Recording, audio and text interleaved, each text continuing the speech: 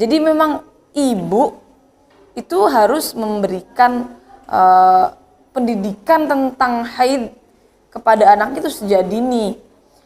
Kalau menyuruh sholat itu dilakukan sejak 7 tahun, mestinya itu juga dibarengi kalau anaknya perempuan dengan pendidikan bahwa nanti kalian akan mengalami wabarakatuh. Nama saya Saila Hasina, saya putri dari Abah Zamzam, berdomisili di Lirboyo. Dulu waktu kecil sembari SD saya juga ikut belajar sekolah diniyah di Pondok Pesantren Hidayatul Mubtadi'at Al-Quraniyah HMQ asuhan Abu Yakafabih Mahrus. Lalu setelah SD saya melanjutkan menghafal Al-Quran di Jepara dan juga di Madura. Di Jepara di Pondok Pesantren Al-Islah Wal Isom. Guru saya adalah Ibu Nyai Hajar Maftuhin. Lalu juga melanjutkan menghafal Al-Quran di Madura, tepatnya di nenek saya sendiri di Pondok Al-Hidayat Madura Burneh Bangkalan. Setelah itu, setelah hatam sekitar tahun 2010 saya melanjutkan mengaji kitab kuning di Pondok Pesantren Hidayatul Mubtadi'at di Lirboyo saja juga. Pengasuhnya adalah Kiai Haji Anwar Mansur. Selama kurang lebih sekitar 5 tahun saya di sana untuk belajar kitab kuning. Sampun kemudian setelah itu saya di rumah mengabdi di Al-Baqarah.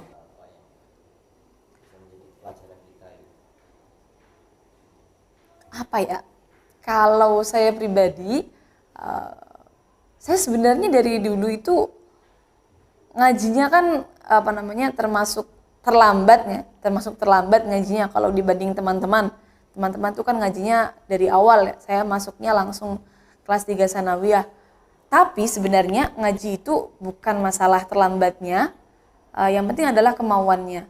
Kalau kita mau mengaji, mau berusaha dalam mengaji, insya Allah pasti bisa. Jadi saya dulu itu kalau disuruh baca kitab belum bisa sama guru saya disuruh cari, semisal ada permasalahan, saya disuruh cari tabirnya, saya belum bisa. Akhirnya saya cuma buka kitab aja, hanya saya baca walaupun tidak tahu artinya. Saya baca aja berulang kali, sampai pada akhirnya paham dengan sendirinya. Jadi maksudnya apa? Maksudnya adalah belajar itu dicoba aja, diterusin aja, walaupun sekarang belum bisa. Insya Allah akan ada waktunya kita diberi kefahaman oleh Allah. Menghafal Al-Qur'annya totalnya semua 3 tahun. Sanatnya jadi mbah saya sama Bu Nyai Hajar itu kakak adik. Sanatnya sama. Atasnya nanti Ibu Nyai Faiza, kemudian Kiai Umar Mangkuyudan ke situ nanti juga tembusnya Kiai Munawir. Berarti atasnya Mbak Umar berarti Mbak Munawir. Nggih. Kalau sebenarnya saya mengaji fikih kewanitaan itu ya selama di Mubtadi'at itu di Pondok Pesantren Hidayatul Mubtadi'at. Di situ kan mulai ngaji kitab-kitab fikih. Lalu selain saya ngaji kitab-kitab yang diwajibkan, kebetulan saya ditugaskan oleh guru saya itu untuk ikut bahthul masail seperti itu, musyawarah. Jadi agak lebih sering membahas hal-hal yang tidak dibahas di dalam kelas seperti itu. Jadi dari sejak di Mubtadi'at ngaji kitab-kitab aja itu, ngaji kitab-kitab fikih-fikih yang ada aja. Lalu mendalami lebih dalam sendiri. Jadi tidak tidak dijadwalkan ya. Kalau jadwalnya ngajinya sama kayak teman-teman biasa. Kalau fikih kewanitaan, kalau ciri khasnya pasti mengarahnya ke pembahasan haid, nifas, istihadah, permasalahan darah wanita yang memang sangat rumit itu namanya, makanya fikih kewanitaan. Cuma kalau secara globalnya kan setiap hukum fikih yang berkaitan dengan wanita maka namanya fikih kewanitaan. Harus mestinya, karena hukumnya kan fardhu ain kalau fikih kewanitaan. Menyangkut keabsahan ibadah setiap hari. Jadi mestinya perempuan itu bekal utama adalah kesehariannya yang berkaitan dengan ibadahnya itu sudah benar dulu. Nah, seperti sholat, wudhu, ya. Setidaknya hukum-hukum haid, nifas, haid ya, kalau nifas kan sudah menikah. Haid itu dasar yang dibutuhkan untuk keseharian sudah harus paham dulu. Mestinya setiap wanita. Jadi sangat penting.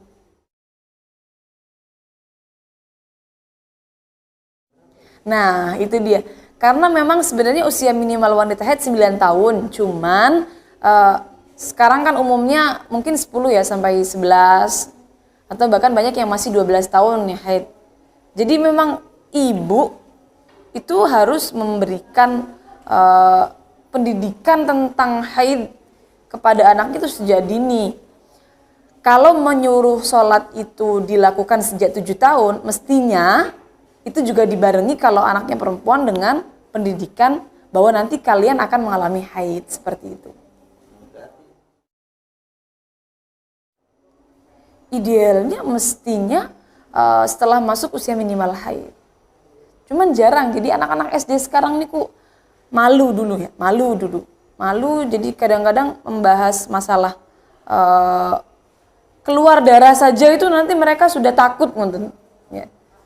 Tapi akhir-akhir ini ada gebrakan dari teman saya itu memberikan seminar haid untuk anak-anak SD. Nah itu bagus banget. Tapi yang mengatur ibunya, yang ikut anaknya. Jadi ibu dan anaknya, anak-anak yang SD. Jadi daftar kelas Zoom, itu teman saya sempat mengisi 1 kali atau 2 kali udah mengadakan pertemuan. Itu yang ikut semua anak-anak SD. Kebanyakan kelas 5 dan kelas 6. Itu bagus sekali. Dan alhamdulillahnya karena didampingi mungkin ya, dan juga karena temannya banyak, akhirnya mereka nggak malu untuk bertanya. Nah itu bagus. Kalau satu saja yang belajar gitu ya, biasanya agak malu untuk mengungkapkan. Ya, tapi kalau banyak temannya itu semangat antusias. Ya tentunya pasti akan dampak ke keabsahan sholatnya. Cuma ya kita tidak tahu bahwa kan sebenarnya qabul atau diterimanya ibadah itu kan semua pasti Gusti Allah. Jadi mboten saged kita tidak bisa, oh berarti dia nggak usah sholatnya nggak diterima kan nggak saged, nggak bisa. Cuma sebagai hamba mestinya kita mengaturkan kan yang paling baik ya. Mestinya mengaturkan yang paling baik. Kalau bisa belajar agar sholatnya sah ya, atau belajar supaya ini tidak diragukan lagi keabsahannya, sholat, ibadahnya, dan yang lain-lain, mestinya kan harus belajar. Tapi tidak kemudian sebagai orang yang sudah belajar, akhirnya menvonis orang yang tidak paham, oh berarti sholatnya nggak diterima. Enggak ya, enggak seperti itu. Cuma pastinya secara zahirnya akan berdampak pada keabsahan sholatnya. Ya kayak orang seumpama waktunya suci dari haid, ternyata dia atau mandi besarnya tidak benar. Cara mandi besarnya tidak benar. Ya akhirnya kan berarti dalam sehari-harinya dia tetap membawa hadas besar kan seperti itu. Dan itu banyak teman-teman yang seperti itu.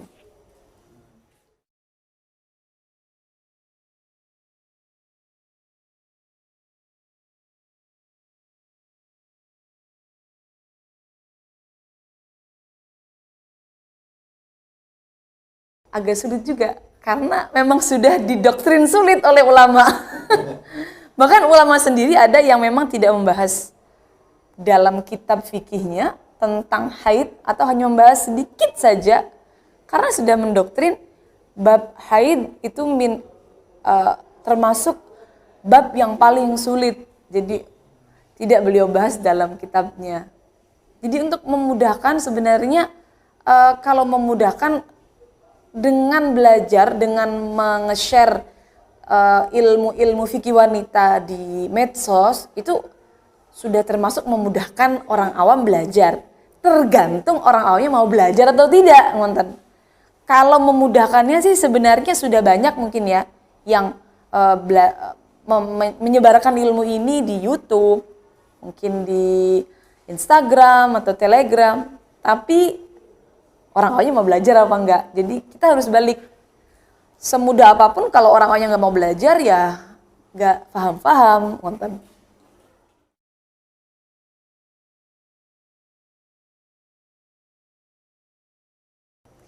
Kalau dibilang rumit, sangat rumit karena pembahasannya darah. Sedangkan perempuan itu setiap perempuan itu darah yang keluar setiap bulan itu beda-beda. Ada yang normal ya biasa keluar terus berhenti seperti 7 hari keluar terus berhenti.